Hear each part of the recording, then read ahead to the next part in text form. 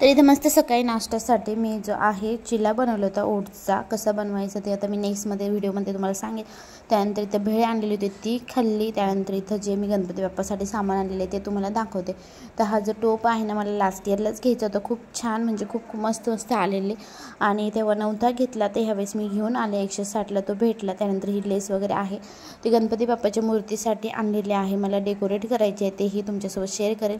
त्यानंतर हे लाल वस्त्र जे आपल्या देवघरामध्ये लागत होतं ते आणलं आणि हे जे दोऱ्यांचे रे आणलेले आहे। तर खूप तिथं एक दुकान होतं पहिल्यांदाच आम्ही तिकडे गेलो त्या साईडला, त्यामुळे मग मी घेऊन आले। 80 रुपयाची काही 15 रेळ वगैरे असं आलेलं आहे आणि लागतातही ते काही शिवण्यासाठी किंवा शर्टला वगैरे बटन लावण्यासाठी। त्यानंतर मस्त इथं छान चहा केला आल्यानंतर आणि त्यानंतर मग तुम्हाला मी आता दाखवते की जे आम्ही डीमार्टमधून कप आणलेले होते त्याचं छान असं उद्घाटन केलेलं आहे। आज मी जेवणामध्ये मस्त पुरणपोळी केलेली